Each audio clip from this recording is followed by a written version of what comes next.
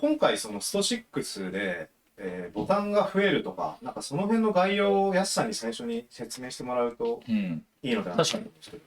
そうですね。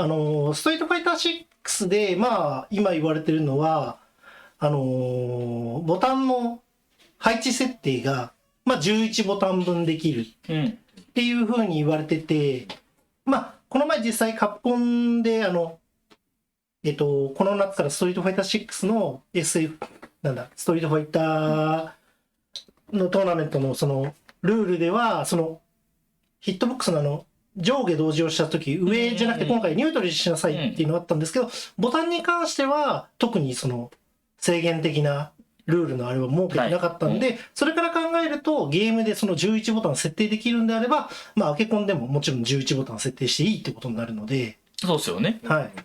で、まあ今現状、通常のボタンって8ボタンの配置になってるんで。そうですよね。まあ、いわば普通のごめんなさい、オーソドックスなやつはまあ普通の8ボタン。だからその8ボタンに対して、じゃあ3ボタンを増やしましょうってなった時に、どこにボタンがあるのが押しやすいのかっていうのが問題になってくるので。あとやっぱね、ドライブインパクトとか、まあいろいろこう反応してから押すやつがあるんで、やっぱあるべき場所。そうですね。がやっぱ大事ですよね。はい。で、まあ一番手っ取り早く考えられるのは、今ある8ボタンの上か下かっていう形になるんですけど、今まあ表示させてもらってるのはパンテラの、レーザーの、パンテラの配置の、元の画像を使ってるので、どうしても上にタッチパッドとか、そうなんですよね。この基板のそのボタンが置けない場所があるので、じゃあそうなるともう8ボタンの下に配置するしかないっていう形になるので、なるほど。これはちょっと下に配置したっていう図ですね。なるほど。まあなんかまあ一番思いそうなところっすよね。そうですね。一番まあ誰もが考えそうな配置ですよね。でこれは1。そうですね。こっちも。で次パンテラ。そう、これもパンテラなんですけど、これが2番目っていう形になってまして、1個はその8ボタンに対してちょっと平行的にボタンを配置して、横がさらに2つ、一応レバーの横に若干空間もあるので、確かにね。ありますね。1個ボタンを置けるぐらいの。だからパンチの横に1個、まあ配置してるボタンで全部24ミリ、だから通常のボタンにはちょっとちっちゃいボタンを配置してるんですね。大きすぎるとやっぱり場所的な問題もあるので。なんかね、ちっちゃいボタン、もう最近のヒットボックスの人、自作の人はは、ボタンの大きさがもう全部違うみたいな。ちっちゃいのも多いし、時のやつは結構小さいし。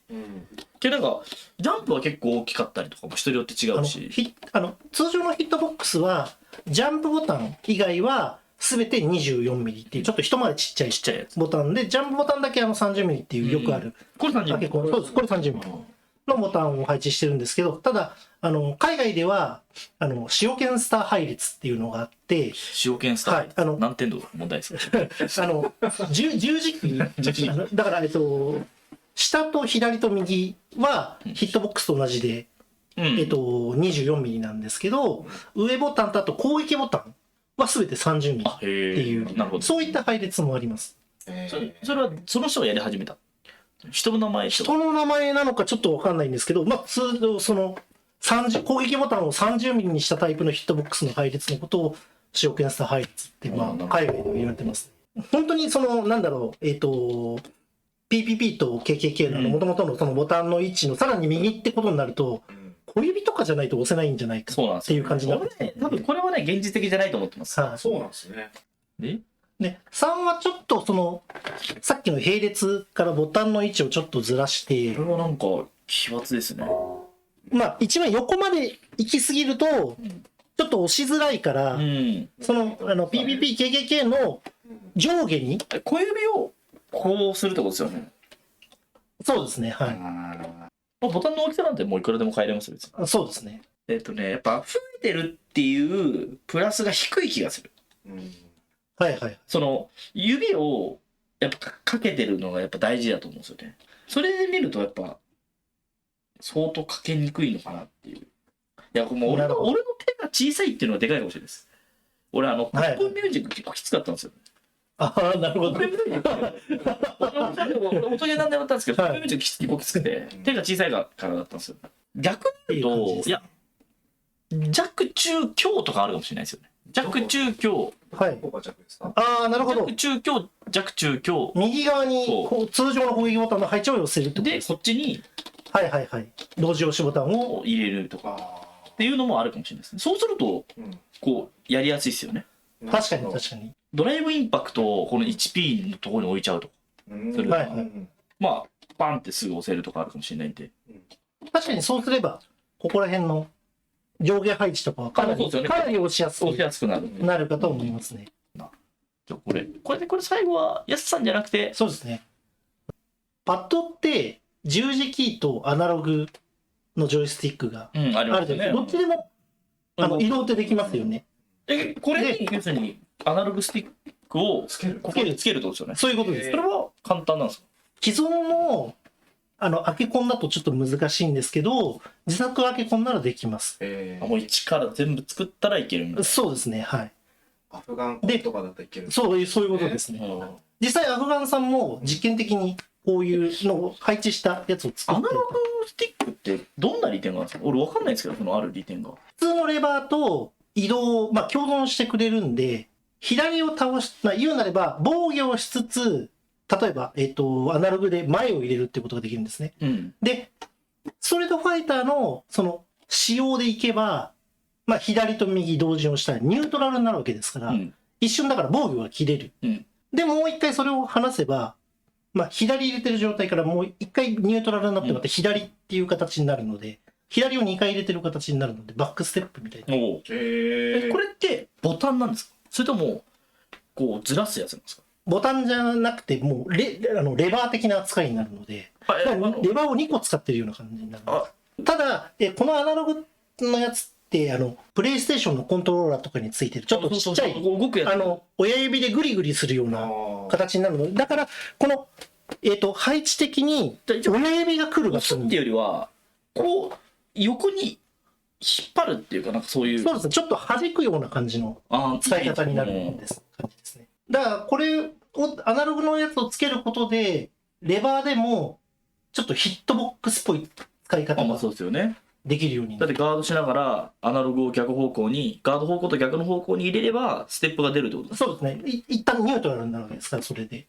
そういう感じで、そのニュートラルを一瞬作り出すことができるっていう形。ただやっぱり、慣れる必要があるっていうのは。そうですね。はい。いや、左手でレバー握ってて、なんか親指だけいつもこのアナログスティックにかけておくみたいな。右手でこれをやるというよりは、左手の親指。そうですよね。左手じゃない、右手の親指です。あ、右手の親指でやるんそうです。左はレバーを握ってるんで、さすがにこれで親指で。親指を届かせるのは多分難しいと思うので、ここまでやるならけどヒットボックスでいいよね感はありそうじゃないですか。そうでもないですかね。多分ヒットボックスの方が慣れるのが簡単かもしれないです。夏レバーにボタンつけないですか？これ俺言ってましたよ、エボジャパンの時にね。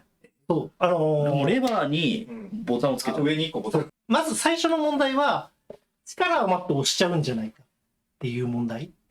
まあ慣れてないですもんね。そうです。っていう問題と、レバーって常にその軸がくるくる回転するようにできてるので、実際じゃあそこにボタンをつけましたってなると、中にそのレバーからそのボタンからつながってるケーブルが、レバーが回転することで絡まって最終的には切れるっていう問題が出てきちゃう。かけるチーズ、はい、こうくるくる回したら。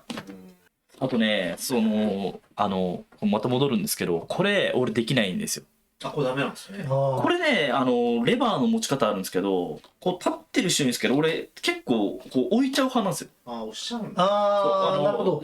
指をこう手首を台に触れるっていうか固定しながらやるタイプで、だからそうすると確かに押しちゃう可能性がありますね。だからここをね立ててる人はいいですよね。指を手首を立ててる人はこういいかもしれないですけど、確かにそうですね。手のひらを台に置いちゃうパターンだと下は入っちゃう難しい。だって俺親指使ってるからかもしれないですよね。親指をそもそも軸として使ってるから、他の人多分下なんですよね。その手首の位置が下なんですよね。他の人ってこうなんじゃないですか。人差し指とかだとなるんですけど、俺親指をちょっと頑張らせすぎてるかもしれないですよ。また時々も話したけど、やっぱ流星押しやっぱあるんじゃないかなみたいな。流星押しってのはどういう？流星押しってのは、こうなんですよ。第一関節、第二関節を使って全部のボタンに触れてるっていう、これは梅原さんともそうなんですけど、まあ理想なんじゃないかと。要するにボタンに競ってる方がいいんですよ。で、まあそうですね。こう押すって感じ。こう第1と第2を使ってボタンを押していくって感じなんですけど、すごい慣れるまで難しそうなんです流星やっぱ大会中緊張してブルブル震えて暴発するんですよ。いや俺的にはここら辺とかはありそうだなと思うんですよね。やっぱ、はいはい。ここになんかちょっと置くのとかは、まああとやっぱここだから親指のここら辺にボタンが一つ。はい。小指はね反応悪いんですよね。そうなんですね。自分からかけるときは小指使ったりするんですよ。例えばヒット確認のトリガーを押すときとかをやったりするんですよ。はい。押しました、確認します、押すっていうのは別に小指でもいいなって感じなんですけど、多分相手からこう来るアクションに対して押すボタンとしてどうなのかっていうのは要相談なんですよ、小指と。これはヒットボックスのボタンですよね。お、すごい。インパクトをここに置いてるんだ。1234567891011でヒットボックスの形のちょっとずらした感じの配置ですよね。この下ジャンプボタンの間にインパクトを置いてるみたいな。壁子さん、レバーレス前提で親指の特殊コードを全て賄うおっしゃってますね。親指特殊コード、パリーもアシストも投げも基本全て左手の親指ってことです。これでインパクト、投げ、パリみたいな、アシストみたいな。そんなのできるんですか？一応構造とできますよね。これで要するに左、その下、右で、これがジャンプなんですけど、この親指の可動をいろんなところに使うみたいな。なるほど。ファンクションボタンみたいなパソコンでいう感じなんですね。まあ確かに慣れたらそれいけそうだな。じゃあもういけるんだ。これやすさんが作ってくれた港用の。かわいいですよね。これがこれガフロコン。これガフロコンの初期のやつで、いや俺いろんなの頼んでて、これ右と左逆のガフロコンあるんですよ。ヒットボックスなんですよ。普通左手じゃないですか。右手移動のやつ作ってもらって、だって右利きでしょ、人間っていうか俺はって。だったら一番右の方が使うんだから、右が移動の方がいいじゃんと思ってこれやったんですよ。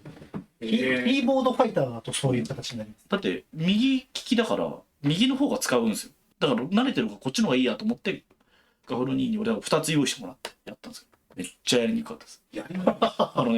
こっちも動くんですよ。